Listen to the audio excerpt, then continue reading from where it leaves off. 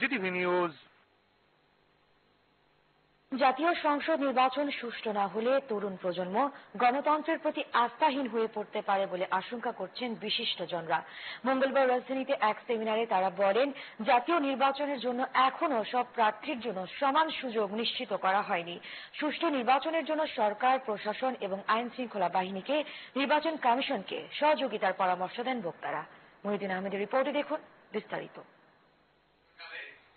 BIISS মিলনায়তনে মঙ্গলবার নির্বাচন বিষয়ক এই আলোচনা সভার আয়োজন করে সেন্টার ফর গভর্নেন্স স্টাডি।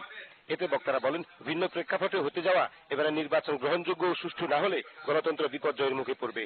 22% কিংবা 25%-এর মতো আমাদের তরুণ ভোটার, এরা যদি আবারও হতাশাগ্রস্ত হয় তাহলে, এবং এরা যদি আমাদের গণতান্ত্রিক ব্যবস্থার উপর আস্থাহীন হয়ে পড়ে, তাহলে তারা কোন দিকে যাবে সেটাই আমাকে শঙ্কিত করে। বিদেশিরা আশা ছেড়ে দিয়েছে আমাদের গণতন্ত্র সম্পর্কে।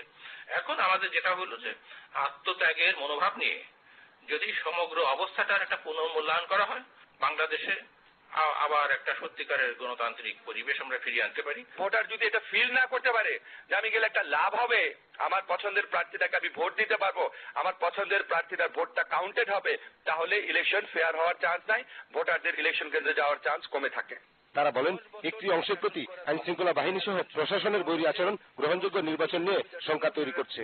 তবে দলীয় সরকারের অধীনে প্রথমবারের মতো এই নির্বাচনে কমিশনের প্রতি আস্থা রাখার আহ্বানও জানান কেউ কেউ।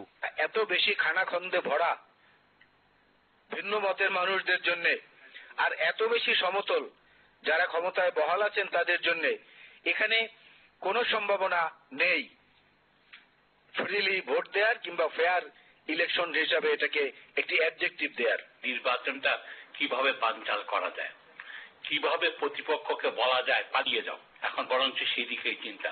দেশবাসী ভোট দিতে চায়, ভোট দিতে আসবে। মানবিক ভায়োলেন্স হয়ে যায় নির্বাচন পূর্বকালীন পরিবেশ পরিস্থিতিটা, তাহলে যাদের কথা আমরা ভাবছি সে তরুণ প্রজন্মই বলুন বা ওভার গার্ড বলুন, কোন নাগরিকই কিন্তু নিঃসঙ্ক চিত্তে ভোট দিতে উদ্যত হবে না। আমরা আশাবাদী হতে হবে, সদিচ্ছা থাকতে হবে যে নির্বাচন করব। জনগণ যদি আপনাদের যাদের সাথে থাকবে তারাই জিতবে।